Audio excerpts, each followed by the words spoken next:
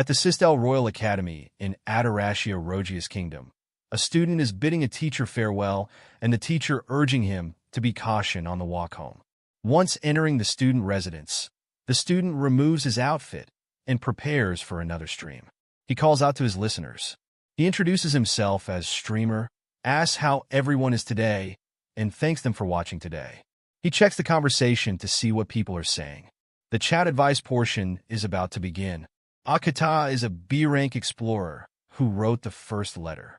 They had a new member the other day, and he was so awful that he could only utilize supportive magic to scout foes and fix their weapons. Thus, it is clear that Akata, as the leader, expelled him. It was so satisfying to see him cry. Is Akata stupid? Asks the streamer. According to the streamer, using scouting magic can help you avoid foes and prevent needing to visit a repair shop. Is Akata aware of how useful it is? He wonders. Akata queries streamer's tone, claiming that he speaks as though he is superior to everyone else. In response, the streamer says that Akata should be aware that he won't have any support magic to fall back on in the event that he gets into problems while on his adventures. He doesn't care if he is a king or a god, but if Akata lacks sound judgment, he needs to step down immediately. Akata is asked by the streamer if he wants to wait until everyone passes away. He goes on to urge that Akata need to kneel down and implore the man to return. The streamer would prefer that Akata not pass away too soon, but he is unsure if he was able to reach him. Akata is not considered to be one of the streamer's listeners. He continues with a subsequent letter. It states that I am engaged and the son of a wealthy family, but I'm considering picking a cute transfer student instead because I fell in love with her. I hope the son of a wealthy family dies and she ends up marrying him instead, the streamer yells. The listening device is held by a listener. Streamer goes on to inquire as to whether the son of a wealthy family gave his family any thought. He claims that he should not choose people based solely on appearances and that he should first try to earn his fiancée's trust. According to the streamer's chat, are you envious? LOL streamer, you have no idea what you're doing. What is he talking about? He inquires as to whether the son of a wealthy family is aware of his good fortune. The streamer also desires a girlfriend. A female asks to grasp his hand in his mind. He informs his audience that he will see them tomorrow and chooses to leave it at that. He calms down. He questions whether this is how streamer felt in a previous existence. Streamer's real name is Kanata, as you may have guessed. He is a transfer student. An instructor the following day claims that magic is all about imagination. Furthermore, the lecturer's yapping makes Kanata realize that he has been in this universe ever since his reincarnation. When he first learned that magic existed, he was ecstatic, but now it is nothing remarkable. He has unrestricted power. After all, Kanata understood at the age of 4 that his power would have an impact on his day-to-day existence. After receiving a rating of S on the magic ranking exam, he was able to join the Royal Academy, which is exclusive to the wealthiest nobles and most influential commoners. He was disliked by certain students, though, claiming that he is not welcome here, that he is a pleb, and that he is not a member of any family. Commoners don't seem to be very popular with nobles. You can't alter your social standing no matter how hard you try. He had to accept it and remain kind for the time being. How would he know? He asks in response to them. What did he say? The student asks. Asking what they're doing, the instructor steps in. He asserts that they have time to perform if they have time to converse. A girl says she's sorry for being late. Adarashia Maria is her name. After asking whether it's likely because she's too busy helping out around the house, the lecturer replies it's okay. She need not be concerned. She is not being blamed. She expresses gratitude for his generosity. What do you think about performing for them today, he says. A student steps in and offers to do it instead. The student inquires as to whether they received a S. If he must direct fire magic at the target, he asks the lecturer. Yes, go ahead and give it your all, the lecturer urges. He sealed the area with a fireproof seal. The student immediately fires at the target. According to the lecturer, they should let in one more individual. It's Kanata's turn today. He is instructed to proceed. Kanata prepares to fire at the target. The students are astonished when he fire and blast the target. He believes he went too far. What a magnificent demonstration of power they just witnessed, the instructor remarks. He is holding the target's remains. The other students become completely unmotivated as a result. According to the instructor, it's time for individual training. The envious pupil claims that it isn't feasible. He is merely a pleb. Kanata simply turns to leave. He's clearly cheating, the envious student claims. Maria confronts them and asks them what they believe they are doing. Maria looks at them gravely. Now they feel embarrassed. She assures them that social standing is unrelated to this. There's something about Kanata, Maria thinks. She claims that people like him have a certain trait that helped them pass the test. She therefore advises them to put aside their naive pride. Yes, Your Highness, they reply. Maria phones Kanata, who is curious about what he heard. She thinks she's impressed and that Kanata's magic was incredible. He expresses gratitude to her. Lady Maria is the youngest of the three princesses and, in Kanata's opinion, a member of the royal family. Everyone is gazing, so he wants their encounter to end as soon as possible. He must be wondering why disputes over social standing keep coming up, she says. She'll hear what Mr. has to say about it, she says. When Kanata asks if she said anything, she flees and responds, nothing. Additionally, even if he is angry, he shouldn't go around asking people whether he understands. He reflects on the fact that they initiated it. Kanata has resumed streaming at home. He queries his audience about any issues they may have had at work or school. He recalls that when he first enrolled here, he was given this work terminal, which required a lot of tweaking to turn into a PC. There was a network connecting terminals even in this planet. But until recently, most individuals lacked access to entertainment and technology. Kanata created something akin to a streaming website by using his boundless strength. Others would run out of electricity in a few minutes if they tried streaming. Today, a terrible event occurred. Arguments between nobles and commoners appear to be reoccurring. These arguments over status seem to go on forever. If they could all get along, it would be great. According to his chat, status differences will never go away. I concur with Streamer that order exists as a result of this divergence. Kanata observes that there is a lot of disagreement on this subject. A colored message from an unidentified princess catches his attention. I'm delighted to hear your voice today, Mr. Streamer, it says. He questions whether a donation is included in the message. And what's this, he asks. Mr. Streamer, I'm delighted to hear your voice today, as always. I am writing to express my gratitude. Would you kindly accept my offer? From Princess Anonymous. 10 gold coins have been transferred, he observes.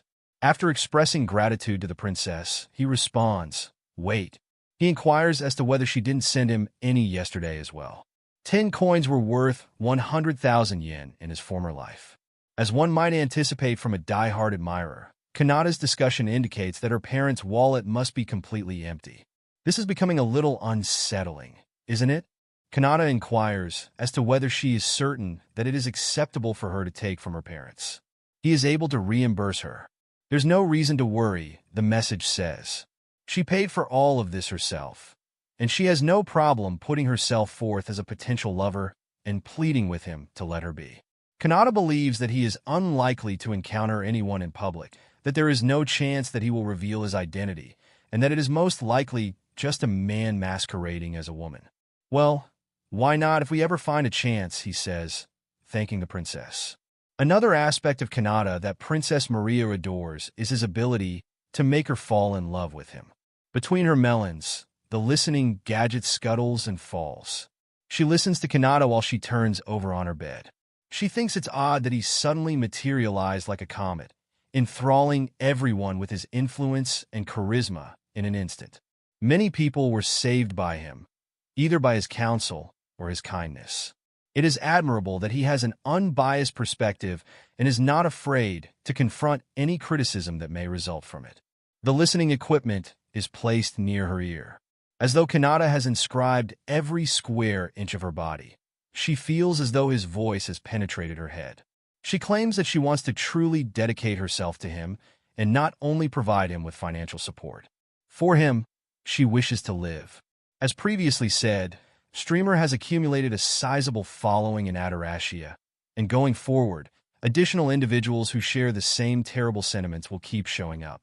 Kanata still has no idea what will lead him to cross paths with these fans, leading to a significant incident. The resurrected Kanata is hiding his limitless magical abilities in this planet. As the sole streamer of this alternate universe, he persists in his activities despite being subjected to harsh harassment at school. A Yandra princess is the result of him receiving extra gold money for today. She promises to provide for him. Yandra listeners gradually fill Kanata's stream. Kanata chooses the less traveled route home after school. Was it a coincidence that he was receiving decent grades while being a commoner? Say the pupils hateful. They also talked about Kanata's use of exploding magic. He has found it increasingly annoying ever since that event.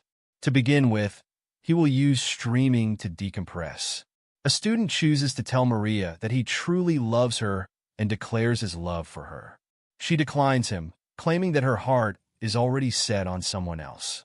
While hiding, Kanata spots the princess with the previous guy. As the third princess, the man inquires as to whether it is her fiancé. That's not it, she says. She is free to discover love on her own. She already has someone she wants to offer herself to, maybe a streamer. The man breaks down in tears and says, "Nope, you get happy." Kanata is still peeking. Maria is a sophisticated beauty with large breasts, so Kanata thinks she might be his type.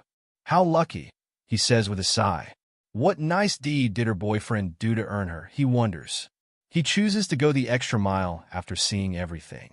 Maria claims that listening in on other people's conversations is the lowest thing one can do. Kanata is taken aback. Maria informs him that he could see his shadow. Kanata says this is his route to home and apologizes. Maria looks at him. She dismisses it with a giggle, telling him not to worry. It's merely a joke. Thank you very much, Kanata says. He rushes off. Maria can't stop thinking about the Kanata accent she heard. She brushes it off, claiming that it might be her imagination. Kanata has returned to his room in the dorm. Now he's streaming once more. He tells his audience that he had them wait a while. Maria has already lost her mind, claiming that she has been waiting for him. Streamer. She keeps ranting about how much she loves him and how glad her ears are. A donation is given to Kanata. The quantity of money that Kanata received from the donation astonished him. He said that while he is grateful for all of the donations, they must put themselves first. If not, he will begin to feel bad about putting them into effect. Maria says, "Watch me," referring to herself as the one who provides for streamer. Kanata begins reading the first letter of the day. Maria acknowledges that she became distracted. According to the letter, demons are a race that ought to be exterminated. Everyone knows it. Kanata doesn't understand at this point and questions whether coexisting peacefully is really that horrible. The more you struggle, the more pain you endure. Although he hasn't encountered any demons yet, he questions whether there are also nice people among them. It sounds like the words of someone who would betray humanity, according to Kanata's discussion. Streamer, what on earth are you talking about? Didn't they say something similar previously? Isn't talking about demons taboo? There should be a number of people who like to coexist peacefully, even among humans.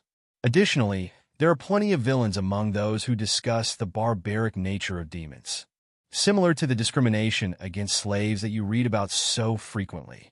Maria doesn't understand slaves. According to Kanata, they also said something along those lines back then. While traveling, Maria stopped her butler and got out. "Are you my master?" the slaves asked. "Please whip me. I'll do everything you say. Why is this young, elegantly dressed woman here? Do not gaze upon us without understanding our suffering." He believed Maria had been reading about the slave market in her studies when her butler brought it up.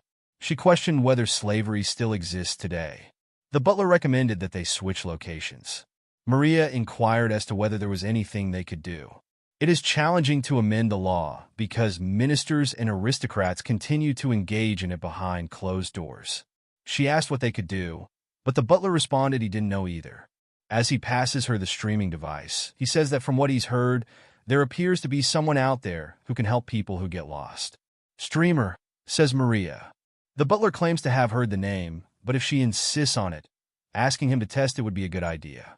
She comes up with a solution to the issue, asking if such a person actually exists.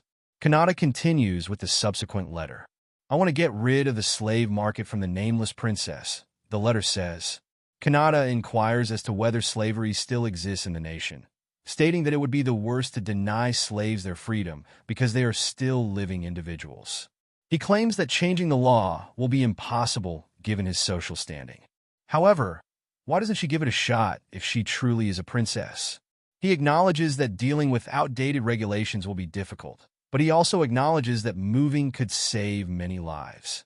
Kanata says he's excited about the revisions that will give those mistreated slaves hope that there is still hope for the future.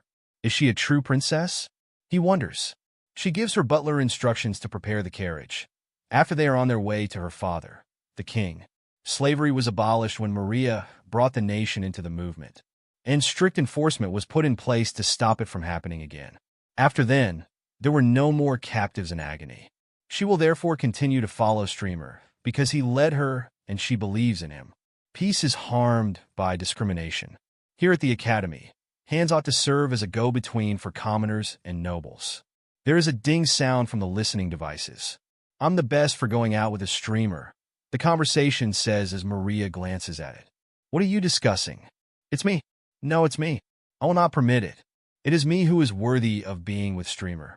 Maria looks irate and asks what the topic of the chat is, calling them trash.